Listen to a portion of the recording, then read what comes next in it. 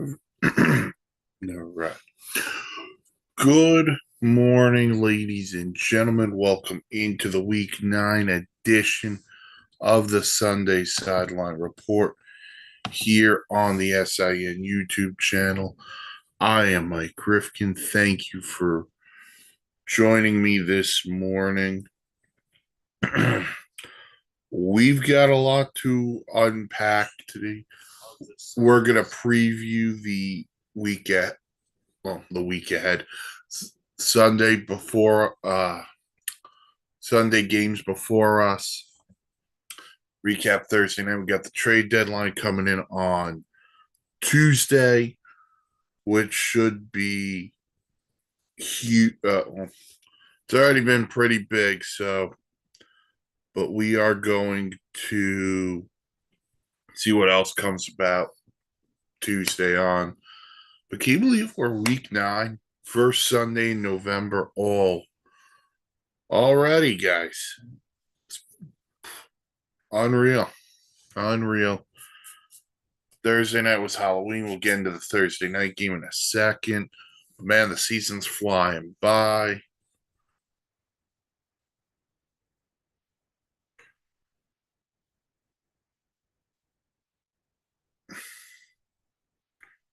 But yeah, so let's dive on in.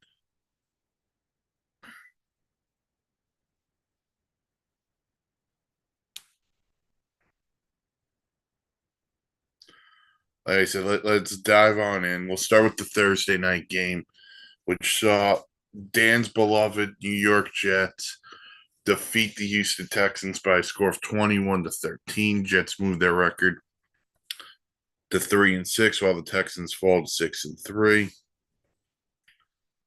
Now, there's a couple of ways we'll break this down. The big one being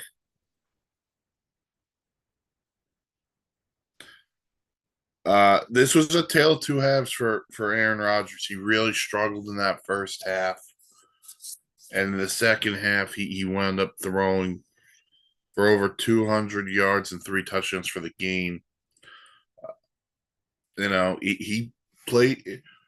You can make the case that was his best game of the season. Oh, the second half was his best half of the season. 3 touchdowns of the day for Rodgers. Defense was really good for the most part. Albeit, let's put a little bit of a caveat here. Houston was down 2 of their top 3 receivers, with Stephon Diggs being down for the year and Nico Collins still out with that hamstring issue. So there's that issue too for Houston, and we will dive into their point of view in a moment.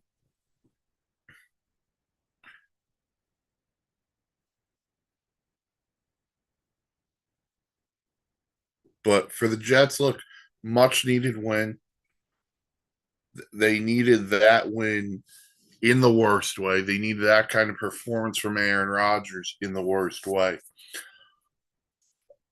And look, like I said, Rodgers threw for 211 and 3 touchdowns. Devontae Adams had over 90 yards and a touchdown. Garrett Wilson had an unbelievable catch in this game, rivaling the Odell Beckham catch. But he had 9 catches, 90 yards, and 2 touchdowns. And that's essentially what the Jets were hoping for when they got Devontae Adams. It was hoping that Adams and Wilson could become one of the premier receiving duos in the league. That has not occurred yet. Thursday night was the first time that truly occurred. So that was, again, massive for the Jets.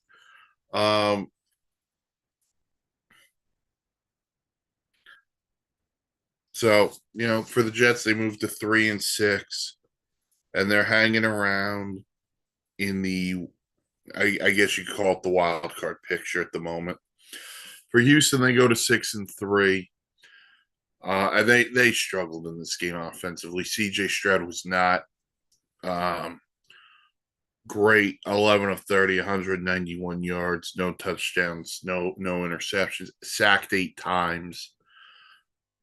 Look, they missed Collins and Diggs in this game for sure. I think everyone, if you watched that game, you knew that.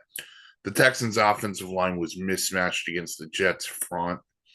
Pressure all day on C.J. Stroud. 8 sacks, but the Jets were credited with 11 quarterback hits. Joe Mixon had a good day. 24 carries, 106 yards, and a touchdown. Stroud also, was forced out of the pocket. He ran for 59 yards. Tank Dell, 6 catches, 126 yards. And outside of that, look, the Texans had 3 guys catch passes. Tank Dell, Robert Woods had 2 catches, and Dalton Schultz had 3 catches. Outside of that, no one caught a pass from the Houston Texans side. That, basically shows you how much they do have a need right now at the receiver position.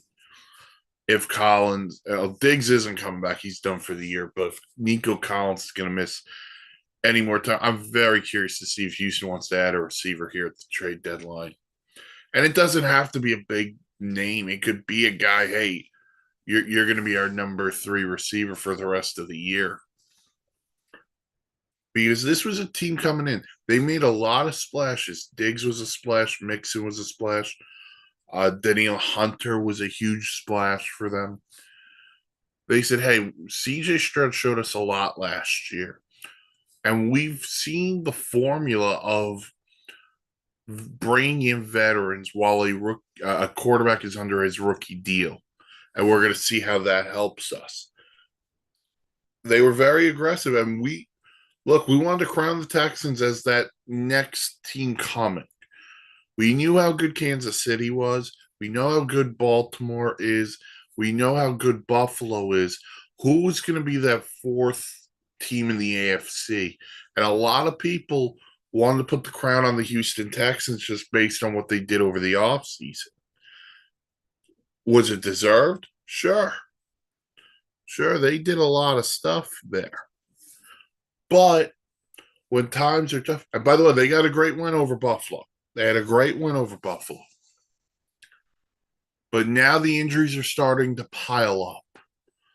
And they really need to figure out, hey, how do we fix this in order to be that team again in the playoffs? Because they got a shot. They've got as good of a shot as anybody in the AFC. Because CJ Stroud is that good. Joe Mixon has been phenomenal for them. The offensive line has struggled. And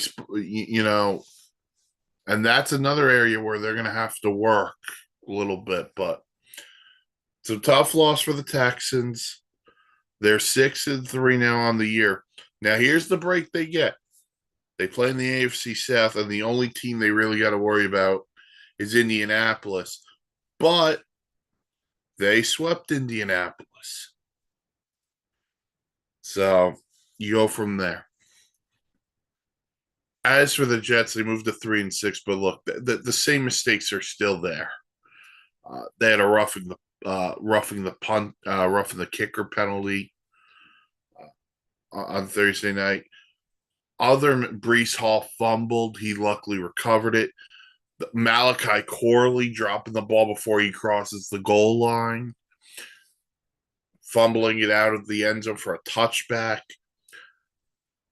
These plays, this is detrimental to who they are. And this is who they've been all year. Now, they got away with a lot of it on Thursday night because their defense saved them. But you can't make these mistakes constantly and expect to come away unscathed. And that's, to me, the reason why I'm going to put a little bit of a damper on this for Jet fans. This is why you could sit there and talk about the schedule, and they should beat Arizona next week. Then they should beat Indianapolis. Then they should beat, whoever it is. I think they got the rest of their schedule is like the Dolphins twice, Buffalo, the Rams, the Jaguars, the Seahawks, plus the next two that I just mentioned. You can sit there and tell me, well, the only game they should lose is Buffalo. I saw this team lose at home to Denver. Why should I believe the fact that now they're going to go on a run? Now, can they go out next week and beat Arizona? Hell yeah, they can. But is that going to fix are all their issues going to be solved like that? They're still having an issue stopping the run. They're still having an issue stopping the run. They still make mental mistakes. This is the thing. That's who they are. By the way, the APB that people put out on Quinn and Williams, nice of him to show up on Thursday night. So look, I'm not going to say anything negative because you won the game. The mental mistakes are not good. You can't fool me. You won't suck me back in, if I'm being brutally honest with you. But it's a step in the right direction. Now, next week, they'll go to Arizona. They'll play the Cardinals. And the Texans next week. How about this one? Next Sunday night, the Houston Texans will host the Detroit Lions. That should be fun stuff. So that's where those teams will go next week. Houston goes home. The Jets go to Arizona. Very interested to see what Houston does come Tuesday's trade deadline. Maybe another receiver comes in. Definitely need help on the offensive line, so maybe they could add there. But we'll have to wait and see for that. Trade deadline is Tuesday. Had some news off of the trade deadline. We've had a couple of deals made already. Excuse me. Deontay Johnson earlier this week goes from Carolina to Baltimore. Cam Robinson goes from Jacksonville to Minnesota after the Christian Darrisaw injury. So Cam Robinson will play left tackle for the Vikings tonight against Indy. We'll get into two parts to that game in a little bit. But the next thing I wanted to talk about was something Adam Schefter broke last night. And that was the Pittsburgh Steelers were in conversation with the Jaguars about wide receiver Christian Kirk prior to last week's game. Then Kirk went out and broke his collarbone. He is done for the season. So what happens next is, well, the Steelers don't wind up with the wide receiver they want at the moment. But Pittsburgh's off to a good start. I'm still a non-believer, if I'm being brutally honest with you guys. Not because I think the Steelers are a bad football team. I just don't think they're a great football team. I think they have a very strong defense. But I don't love their offense, even though Russell Wilson has played fairly well through his two starts. And we know I thought Fields was playing very well as well. But they, wanted to go with the Russ experiment, which is fine in Mike Tomlin's mind. But I'm going to damper the Steelers just for a second.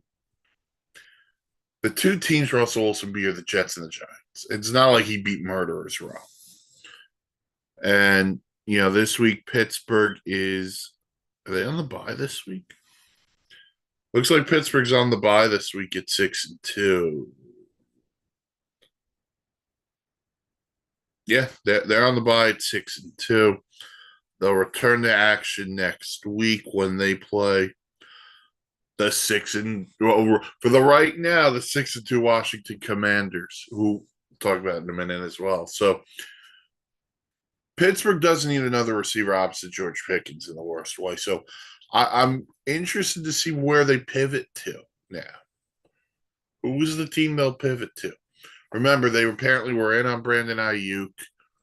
they were apparently in on Cooper Cup before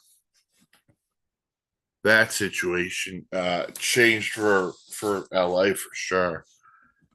They've been in on every receiver apparently if there was going to be a trade, and obviously now Christian Kirk, but they do need another receiver. May I don't know. Maybe it's the Giants and Darius Slayton.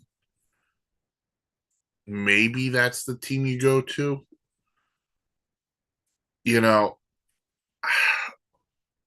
maybe it's the Dolphins and Odell Beckham. Could that be a possibility? You know, I don't think they would ever have made a deal Cleveland on Amari Cooper just because in division stuff, and maybe it's now the Raiders have a receiver you really want. I mean, I don't know if they're going to move on from Jacoby Myers, especially after already moving Devontae Adams. That was the other guy they were in. They reportedly were in on Adams. Maybe it's Carolina, Adam Thielen. He's not playing again today. Maybe that's the guy you look at. Carolina doesn't really have. I'm sorry, New Orleans doesn't really have anyone outside of Olave with Rashid Shaheed out. Maybe a team like New England, Kendrick Bourne, if that interests you. Tennessee's already given up Hopkins. They're not going to move Ridley. Maybe Tyler Boyd. That'd put potential mover for you if you're Pittsburgh.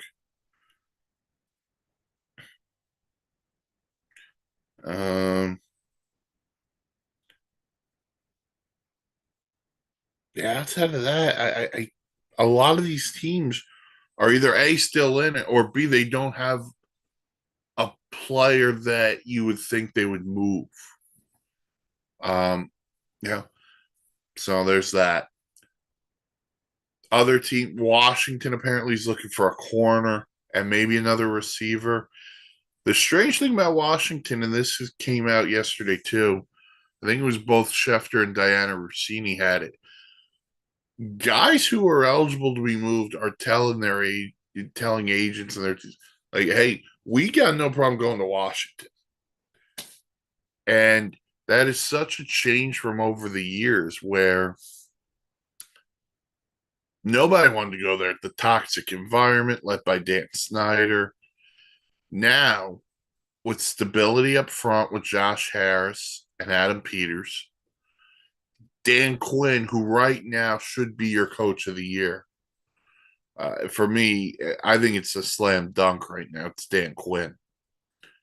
And Jane Daniels, who has been amazing for Washington, especially last week, the Hail Mary. That was the cherry on top of the season. Like, if you're Washington, you could lose out the rest of the year, miss the playoffs, and be like, you know what? We've now established who we are. We've got our head coach, we've got our quarterback, we've got our GM, and we've got our owner. And we're going to start becoming a destination.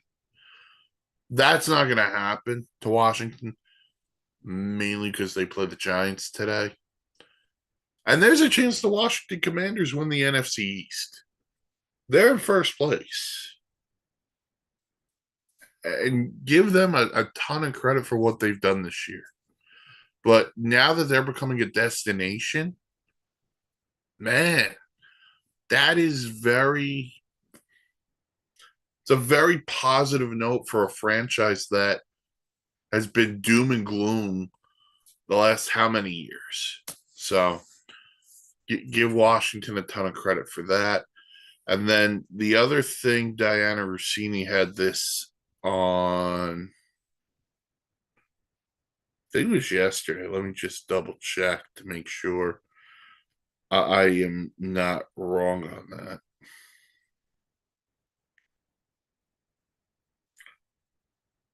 Yeah, Diana Rossini had this yesterday. The Panthers are getting multiple calls from teams interested in trading for former number one overall pick Bryce Young. At this time, Carolina is not considering moving him. The Panthers were encouraged by his improvements and overall commitment to the team and his return to the field last week. NFL executives around the league believe if Carolina decides to trade him, they'll get a better deal by waiting until the offseason anyway. As for the rest of the roster, teams believe Carolina is open to moving running back Miles Sanders and edge Jadeveon Clowney.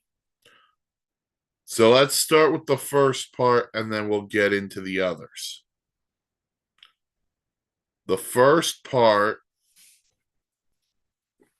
Bryce Young getting moved in the offseason makes a ton of sense. Unless there was a quarterback needy team out there, and at the moment, I don't think that team exists. So if you want to trade him in the offseason, fine. And we're going to get into the other part of that in a second when we talk about what happened in Indy this week. Does anyone want Miles Sanders? They signed Miles Sanders to I think it was 4 years and 56 million. If I'm wrong on that, I apologize, and he's been, dreadful. Chuba Hubbard's outplayed him, and he's out snapping him. They're going to get Jonathan Brooks back, the rookie from Texas, not this week, maybe next week. So all of a sudden, Miles Sanders falls to third on your depth chart. I don't know the team. I don't know the team. If you need a running back and you're going to trade for him, good luck and hope he reinvents what he had a couple of years ago in Philly. But for right now, that's not a good contract to trade for. Clowney, edge rusher. I think there's a couple of teams. I think the perfect fit, ironically enough, is a place he was already. Baltimore. Let the Ravens just stockpile these pass rushers. And so if you're Mahomes, if you're Stroud, if you're Josh Allen, the last thing you want is Baltimore getting another pass rusher. Maybe there's another team in there on Clowney. Baltimore, maybe. Cincinnati, maybe. I know they're looking at they've looked at corners. So see what happens there. But Carolina, Bryce Young looks like he's going to get moved, or he could get moved over the offseason. Bryce Young obviously was benched for Andy Dalton. Dalton was in a car accident. Bryce Young took over last week. I believe Bryce Young's going to play again this week. But that's not the same situation in Indianapolis, where the Colts benched Anthony Richardson. Joe Flacco will play in his place tonight. And Flacco, according to Shane Steichen, Flacco's going to play for the foreseeable future. So Richardson had that play last week where he kind of tapped out and said, "I'm tired."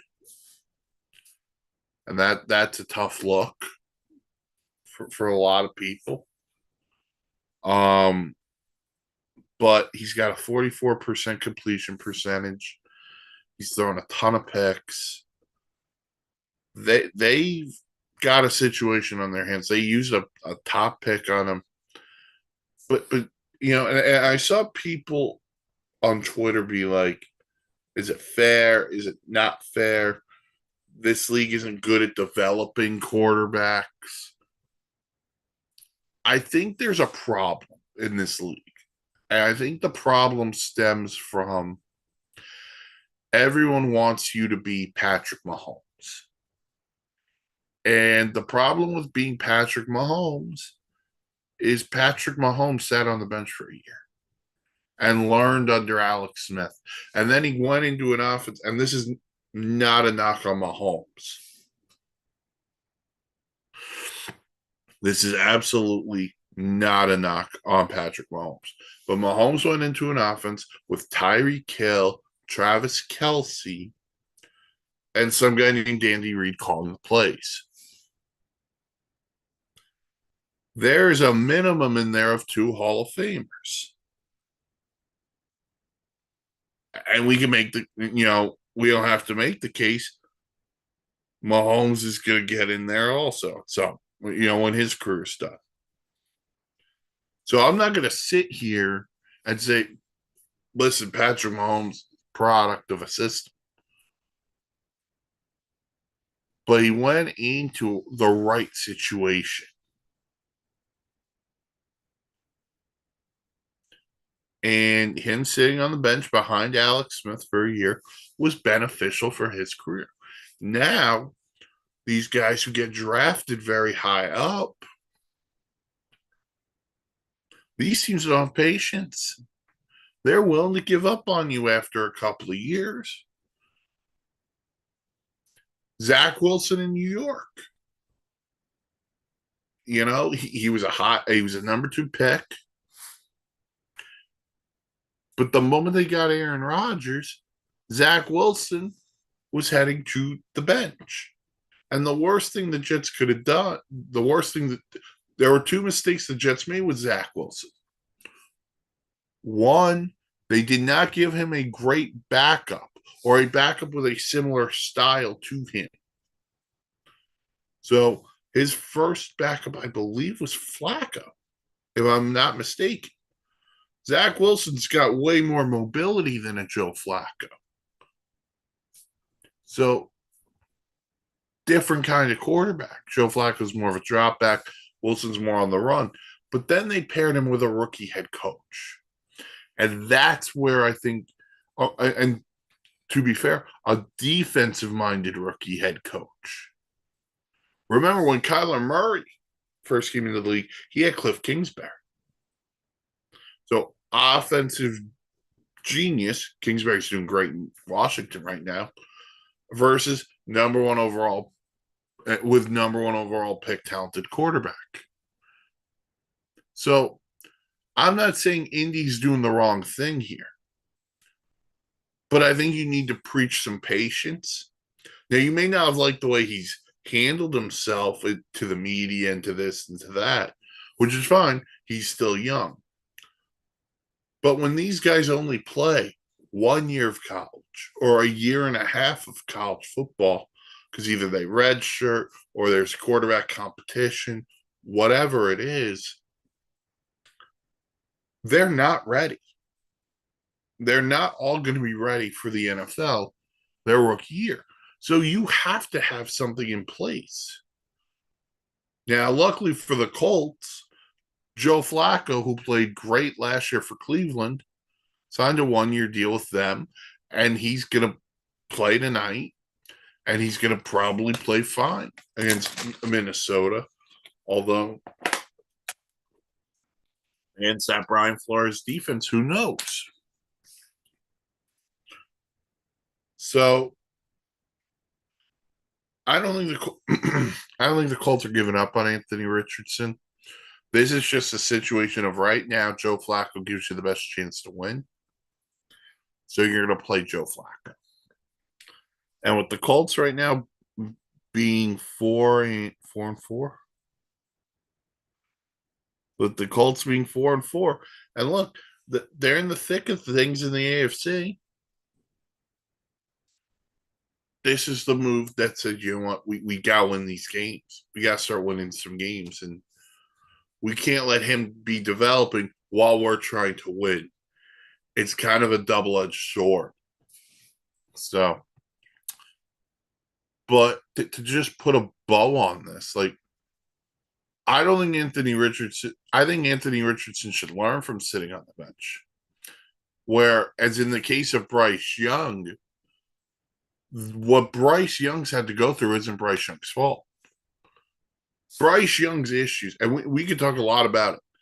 Turns the ball over too much, takes too many sacks, does this, does that, whatever you want to say.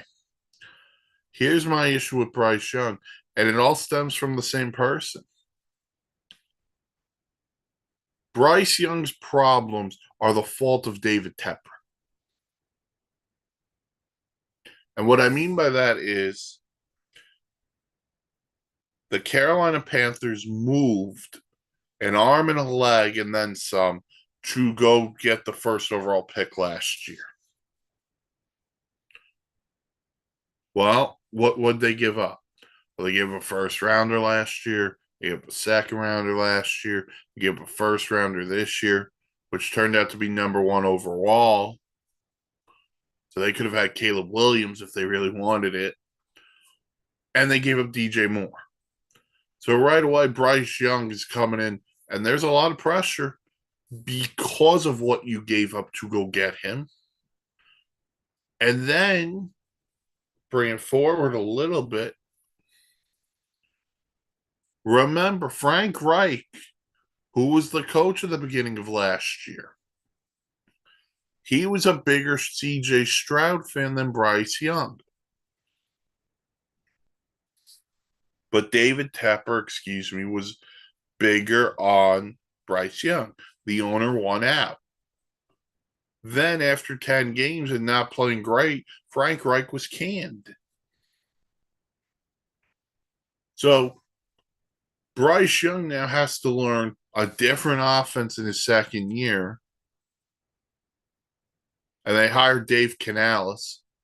And let's be frank, it's not like the Panthers have this immense talent on offense.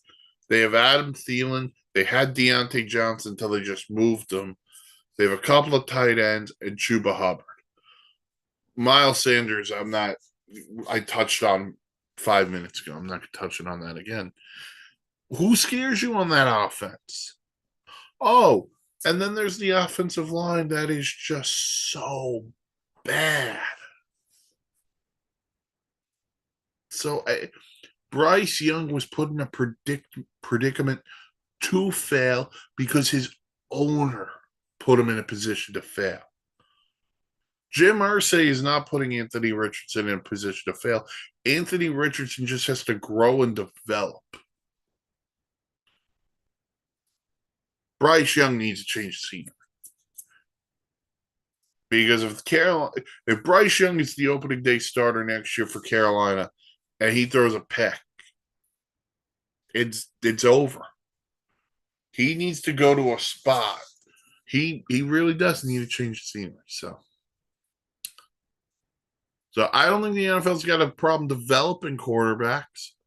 I think certain organizations just A, aren't patient, or B, these kids aren't ready. Even though they declare for the draft, not everyone is ready for the league right away. Mahomes sat for a year.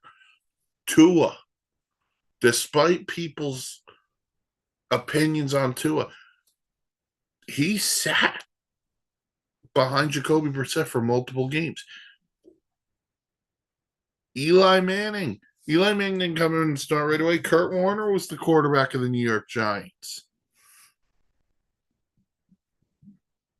So that's right there where we're going. If you're a team in the developing quarterback stage. And then there are teams that just can't develop quarterbacks. But again, whole nother conversation. All right. So we got that. We got the trade deadline Tuesday. Kind of touched upon that a little bit. Let's get into some of the games this week. Some of them have big meaning. Let's start with the big one. Big one in the AFC. As the 5-3 Denver Broncos travel to Baltimore to play the 5-3 Baltimore Ravens. Remember I said Dan Quinn was your slam dunk coach of the year. I think right now the second place guy would be Sean Payton. The job he's done there in Denver. Bo Nix has been good. That defense has been spectacular. So I like what Denver's done this year. They got some big wins, beat the Jets at MetLife. They got some other good ones. They beat Carolina last week. That's not a good win. That's just a win. But now they go into Baltimore, and this is going to be their toughest test because this is a Raven team. One that's going to be angry after what happened last week where James Winston beat them. And that's that. They're so talented. Lamar's playing. I know people were questioning that if he was going to because of his practice thing, but he's playing. Derrick Henry's been unbelievable. And how about the resurgence the last couple of weeks of Mark Andrews in this offense? We know Zay Flowers is really good. We know Rashad Bateman's got the potential to be great. That's why he was a first round pick. He's just never healthy, but he's been healthy this year. This offense clicks when Mark Andrews is out on the field. And Mark Andrews coming to life the last couple of weeks, massive for the Ravens. And then this Raven defense, look, they're 32nd in the league in pass defense. They got to be better if they're going to do anything. And the weird thing is they'll have games where they're good, but they're really good when their rush gets to the quarterback. And obviously that coincides with everything. But yeah, very intrigued by this matchup. Cortland Sutton versus this Raven defense. Troy Franklin against this Raven defense. Very intrigued by what Baltimore and Denver are going to do. Vegas had this game, I think, at 1.10 points for the Ravens. I think Denver can keep this close. Now, they're going to have to throw the football against the Raven defense, but some short stuff from Bo Nix. I think Denver can keep this close. I just think Baltimore at home wins this one. Chargers in Cleveland. The Chargers are looking to go to 5-3. Cleveland looking to go 2-0 under Jameis, which would be, man, there's going to be a lot of talk if Jameis goes 2-0.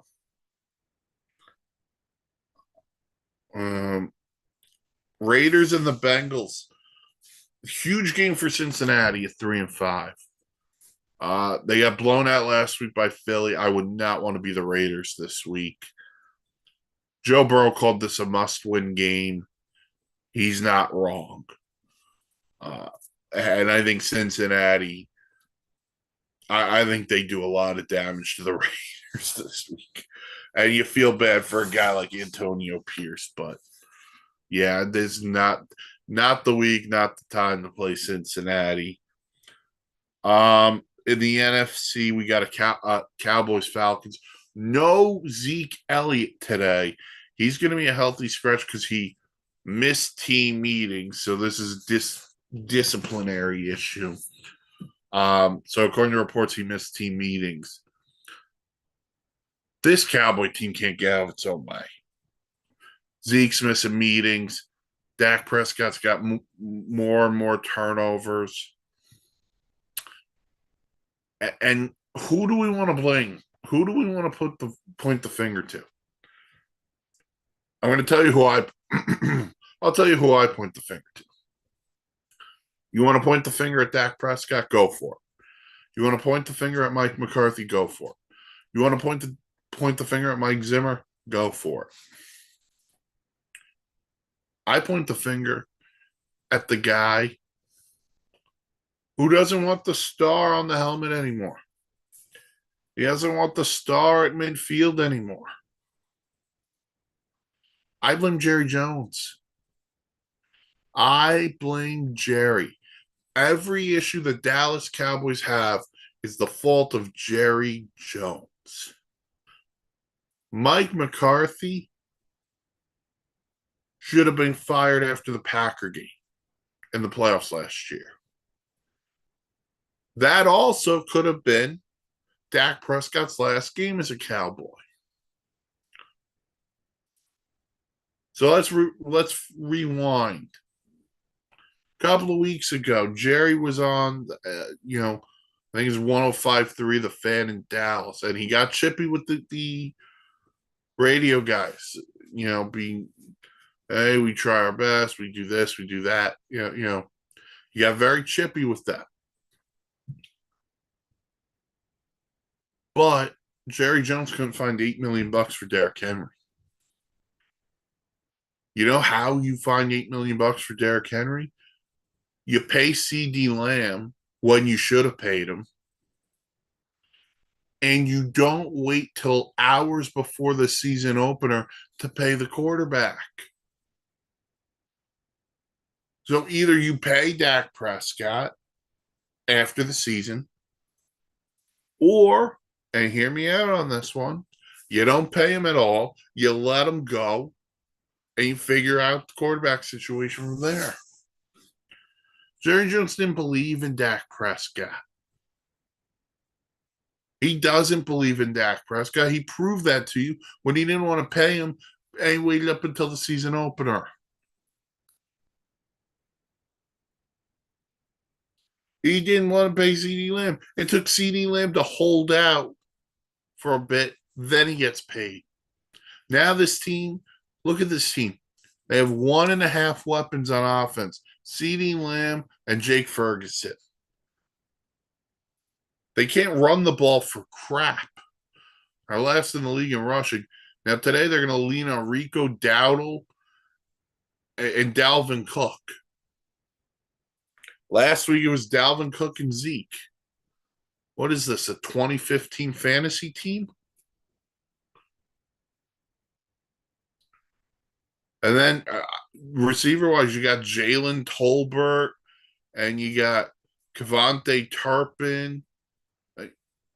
I don't know. These are real NFL players. They're not create players in Madden. The Dallas Cowboys are 3-4, and they're a reflection of what their owner wants them to be. And they're going to be 3-5 because I don't think they go into Atlanta today and win. Because I think Atlanta, you got AJ Terrell, who's probably going to shadow CeeDee Lamb. Matthew Judon's probably going to have a day because this offensive line stinks. There's going to be no Micah Parsons again. Trayvon Diggs is a game time decision. They're going to put him through workouts in a little bit, but he's dealing with a calf issue. You're already down Deron Bland.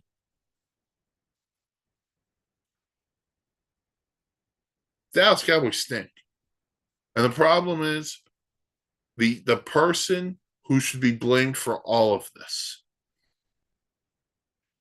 the guy who we should be pointing the finger at, can't be fired because there's an unwillingness from Jerry Jones to fire himself as the GM. And by the way, they got a gauntlet coming up: Atlanta, Philly, Cincinnati, Houston. That's all coming up.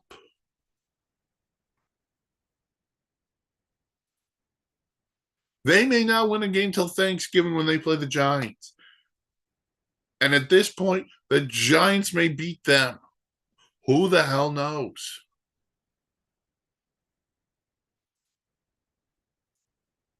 Honestly, and I'm not even a Cowboy fan.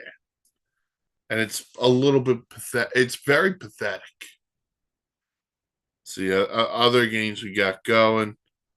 Um, Bears Cardinals could be a lot of fun. Caleb Williams against Kyler Murray. Dual threat quarterbacks. First overall quarterbacks. Could be a lot of fun there. Defensive head coaches. So that could be fun. Jags Eagles. Jags Eagles. Doug Peterson returns to Philly.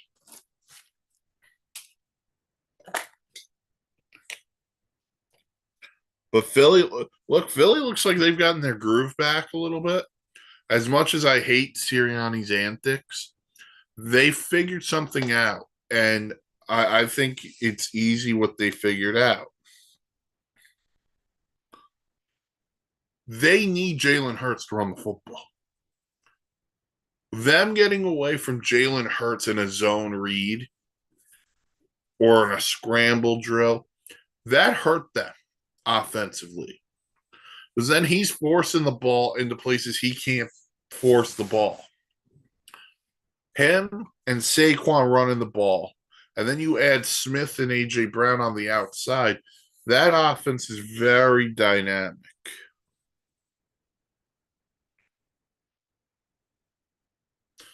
So that's going to be a big play too. So the Jags can get out of their own way. Although it looks like they may get they may have Brian Thomas today. We don't know yet. But no Christian Kirk. And they might get Travis Etienne back. So, but Philly against Jacksonville in Philly might be a bloodbath kind of game. All right. Lions Packers. Huge game. First place in the NFC North. Um, very interesting. Couple of interesting nuggets. Both teams they split the season series last year. Each team won on the road. Um, Jordan Love will play. It looks like so. There's that for Green Bay. He looked like he was going to be out after what happened to him last week, but he looks like he's going to give it a go. Josh Jacobs is going to give it a go. He's dealing with a little bit of an ankle. How about Detroit? Excuse me. What this defense has done without Aiden Hutchinson has been impressive. Getting to the quarterback. They got that huge win over Minnesota a couple of weeks ago. Last week could have been a trap game against Tennessee. And all they do is put up 52 points, and Jared Goff doesn't even throw for 100 yards. They are so dynamic. Ben Johnson should be a head coach next year. I don't care if he wants one or not. Someone just make him a head coach. They got weapons galore. Amon-Ra St. Brown, Khalif Raymond's played well. Laporta, the duo in the backfield.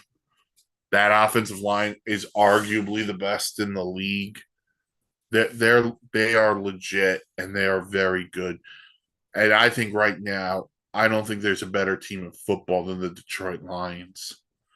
And they need to add a pass rusher come Tuesday. I don't care if it's a Darius Smith. I don't care if it's Hassan Reddick. I don't care who it is. Go get yourself a pass rusher. Especially if Aiden Hutchinson can be back for the playoffs.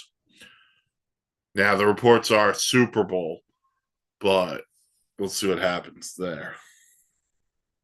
As for Green Bay, like I said, but they played extremely well too. They got great. Those young receivers are playing great. Dobbs, Watson, Jaden Reed, Tucker Kraft, the tight end, has been great. That defense has played very well.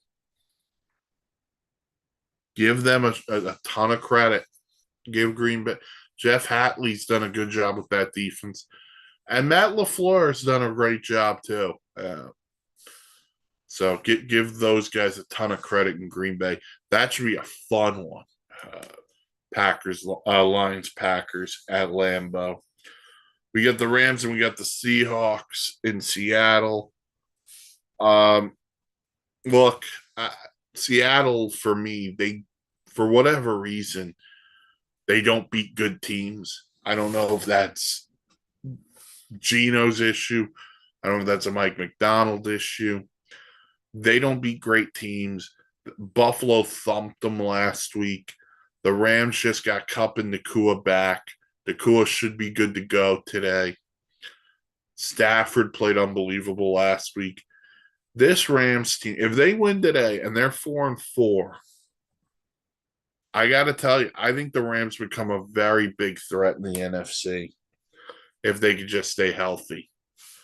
Because they have 3 legitimate receivers. They'll probably get Tyler Higbee back at some point. That would be massive for them. And that young defense is playing really well. Seattle looks like they're probably going to be down. They might be down DK again today. He's battling that knee issue. So maybe it's a big Kenneth Walker day if you're Seattle. I don't know.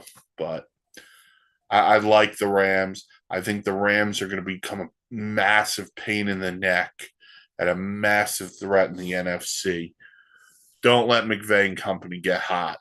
Don't let it happen to you. Tonight, we got Colts Vikings. Should be a fun game. 2 really good teams. The Colts are, I know the Colts are 4-4, but they've played well. The Vikings are they've hit a little bit of a rough patch. They've lost their last two, but they're back home. Jefferson and Addison and Aaron Jones. I think they right the ship. And Brian Flores against Joe Flacco may not be good news for Shane Steichen, but I would expect a heavy dose of Jonathan Taylor tonight. And then Monday night, tomorrow night, we got the Bucks and the Chiefs, and I think the Chiefs will remain unbeaten. I think the Bucks will fight them. I think the Bucks will give them a good fight, but being down Evans and Godwin, going to be a tough task. And Kansas City's Kansas City, and if you just look at Kansas City's schedule right now, let me just get it up.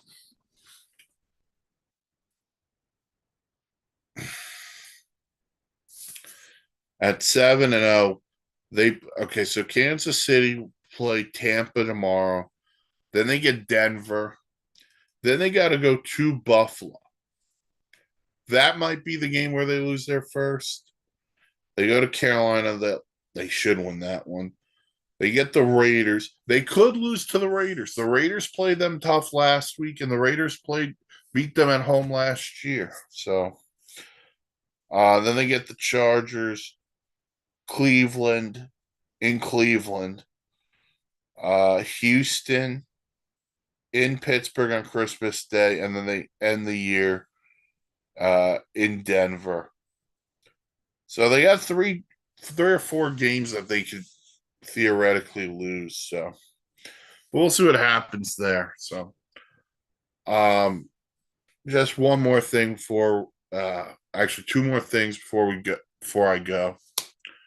One, shout out our friend Rudy Campos at Sweep the League.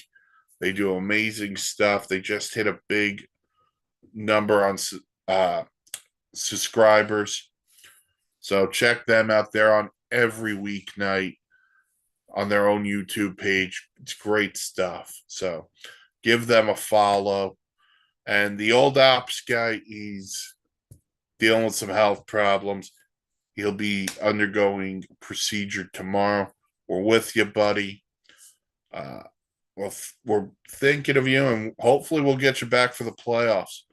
Because Lord knows the Dallas Cowboys won't be there. But maybe Steve Cohen will help you out and sign Watson. That's what we can hope for. All right, that'll do it for this edition. Sunday Sideline Report here on the SIN YouTube page. You like this content, like, subscribe, hit the bell thing for notifications. Check us out, www.thesportsinsanitynetwork.com. Great blogs, vlogs, planes, trains, and automobiles. Follow us on the socials, Facebook, Sports Insanity Network, Twitter, S Insanity Real. Just mentioned the YouTube page. Everyone kick back, eat some Halloween candy. Candy corn is phenomenal. And enjoy football. First Sunday of November. Let's freaking go. Enjoy the games, everybody. I'll talk to you all next.